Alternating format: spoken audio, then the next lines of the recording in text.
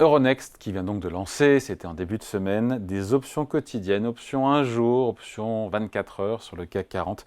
Des instruments qui connaissent un succès absolument fou à Wall Street auprès des particuliers américains. Bonjour Pierre. Hello Pierre. Bonjour David. Pierre Sabatier, ça va? Très bien. Économiste et président du cabinet PrimeView à l'anglais, c'est mieux. Bon, comment ça fonctionne, Pierre, déjà, ces options quotidiennes qui existaient déjà, encore une fois, qui existent aux États-Unis, qui font absolument un carton là-bas, Oui, mais qui existent déjà ailleurs en Europe. On appelle ça des zéro DTE, zéro DTE, zero day to expiry. Je vous laisse expliquer, mais en gros, ce sont des produits dérivés, donc ce n'est pas pour tous les investisseurs, bien sûr. C'est du court terme, Évidemment. c'est ultra spéculatif, et ça permet de parier, c'est ça, à la hausse ou à la baisse, sur quelques heures, sur la journée, sur l'évolution du CAC 40, avec potentiellement de très gros gains, mais aussi de très grosses pertes. Des très grosses pertes, surtout des très gros gains pour ceux qui les vendent, pour les traders en fait ou les tables de négociation en fait qui vendent ce type de produits. Alors c'est presque paradoxal dans une société qui voudrait aspirer à du temps long. Eh bien, les produits effectivement sur très court terme, hyper spéculatifs comme vous l'évoquiez, en fait, ont plutôt le vent en poupe. Donc il y a une forme de paradoxe, mais bon, c'est probablement un fait de société. Bon, pour revenir au sujet.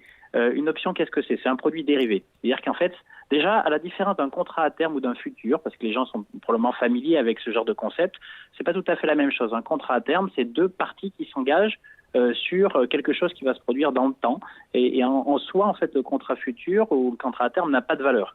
Là, on est sur une option. Une option, c'est quoi? C'est la possibilité, en fait, qu'un pari se réalise. Donc, c'est véritablement un actif en tant que tel, une option, donc qui a une valeur. Donc, vous allez acheter quelque chose dont la valeur va pouvoir augmenter ou diminuer. Alors là, dans le cadre d'une option, en fait, sur une journée, à la fin de la journée, soit votre pari a été couronné de succès, donc vous avez gagné de l'argent, même voire gagné beaucoup d'argent, soit il n'a pas été couronné de succès, ce qui fait que cet actif-là que vous avez acheté, imaginons 10 euros, vaut zéro.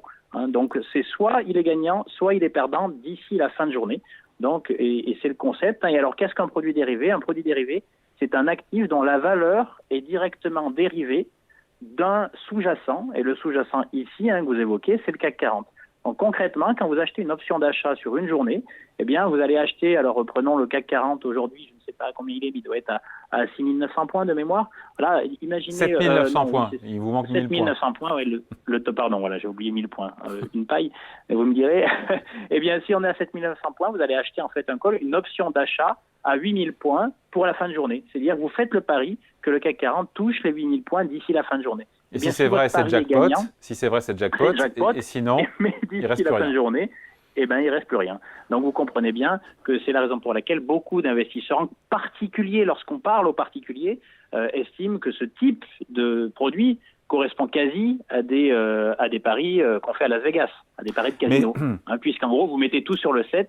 Vous mettez tout sur le set à horizon, en fait, d'ici la fin de journée. Alors ça, c'est pour les... Oui, allez-y. Non, il y a un côté bourse casino, c'est vrai. Après, encore une fois, ça fait fureur aux États-Unis. Les volumes sur options 0 DTI, option donc à 24 heures sur le Standard & Poor's 500, les volumes ont pris 50% en 2023. Oui. C'est un succès incroyable sur les Américains, évidemment.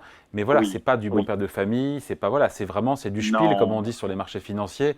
C'est vraiment pas pour tout le monde, ça. Alors, attention, ça dépend à quoi ça sert. Si en face, donc c'est bien cela qu'il faut avoir en tête. Normalement, une option, ça ne sert pas à faire un pari pour gagner de l'argent. Ça sert surtout, souvent, à se couvrir contre un événement de marché extrême qu'on a du mal à anticiper. Il se produit, il ne se produit pas. Ça veut dire quoi? Ça veut dire que pas sur 24 heures. Les options, voilà, mais ça peut, si vous avez un événement qui peut se produire, vous pouvez éventuellement en fait y souscrire. Mais en général, c'est sur plus longue période.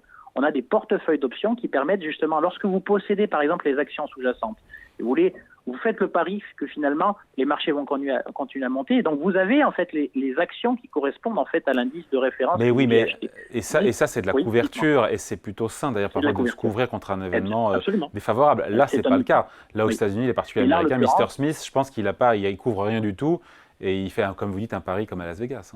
Voilà, c'est tout le problème. C'est-à-dire qu'en fait, on a dérivé. C'est un produit dérivé qui a dérivé. Et son utilisation a dérivé d'une certaine manière puisque c'est d'abord et avant tout un produit de couverture, donc pour se protéger contre des risques extrêmes qu'on a du mal à anticiper, qu'on a transformé au final en casino, c'est-à-dire en pari qui d'ici la fin de journée va vous faire jouer tout sur le set, soit vous gagnez, soit vous perdez. Évidemment, les gens surestimant la plupart du temps leur potentiel de gain, perdent plus qu'ils ne gagnent. Et donc c'est pour ça, tout à l'heure, je commençais mon propos avec un petit trait d'humour, mais c'est ceux qui vendent en fait ce type de véhicule qui gagnent à chaque coup, hein, que ce soit des options de vente ou des options d'achat. Hein.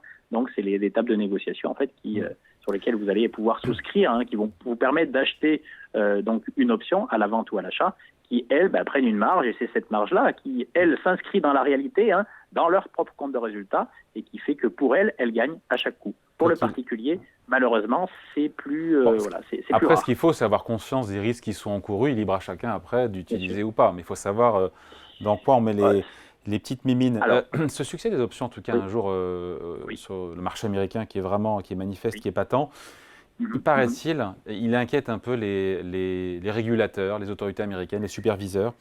Ça peut avoir ou pas des effets sur la stabilité des marchés financiers? Mais alors sur la stabilité, on va dire oui et non, mais c'est surtout en fait là en l'occurrence sur le portefeuille du particulier qui peut perdre une fortune en une journée. Et donc la vraie problématique associée à cela, c'est que ayez en tête tout de même que les produits dérivés ne font jamais le mouvement. Et ça, il faut toujours le rappeler. Hein. En gros, il faut toujours une bonne raison pour que quelque chose monte ou quelque chose baisse. Par contre, le volume de produits dérivés qui repose sur cette tendance fondamentale va faire que le mouvement va s'exacerber dans des proportions qui vont lui faire aller plus loin ou aller trop loin. C'est ça le concept même de la spéculation. Et donc, vous voyez, donc il y a toujours une bonne raison pour qu'un mouvement se dessine, mais l'objet, en fait, lorsque vous avez des volumes de produits dérivés qui deviennent colossaux, bien plus importants, en fait, que les actifs sous-jacents qui existent, eh bien, le petit mouvement, la petite hausse se transforme en très grosse hausse. Eh bien, de la même manière, si jamais vous avez tout le monde qui est positionné à la hausse et que malheureusement, pour des raisons fondamentales, des raisons réelles, eh bien, le mouvement finit par baisser parce qu'une mauvaise nouvelle qui était inattendue a émergé, eh bien tout le monde, les volumes énormes qui étaient positionnés à la hausse, génèrent de très lourdes pertes.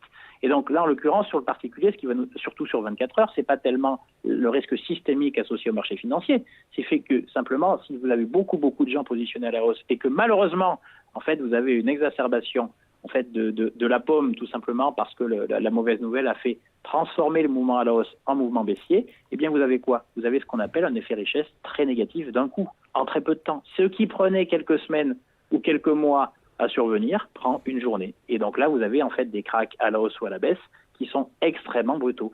Et vous savez, hein, je dirais, il faut avoir en tête tout de même que les 50 dernières années ont consisté à une seule chose, essayer de maintenir une volatilité raisonnable. Pourquoi? Parce que quand ça monte très vite et quand ça baisse très vite, eh bien pour le pilote, c'est très dur à supporter. Et pour l'agent qui le subit, c'est aussi très dur de s'y adapter. Hein, c'est difficile psychologiquement de passer d'un mouvement de hausse et de baisse. Donc le vrai risque associé à ce type de véhicule, c'est que ça exacerbe le mouvement. Et alors quand tout va bien, très bien, mais quand ça va mal, ça l'exacerbe aussi à la baisse. Et du coup, en fait, vous avez un effet décuplé de la douleur générée par le mouvement inverse. Allez, merci beaucoup. Explication signée Pierre Sabatier, président du cabinet PrimeView. Merci Pierre. David. Bye. À bientôt.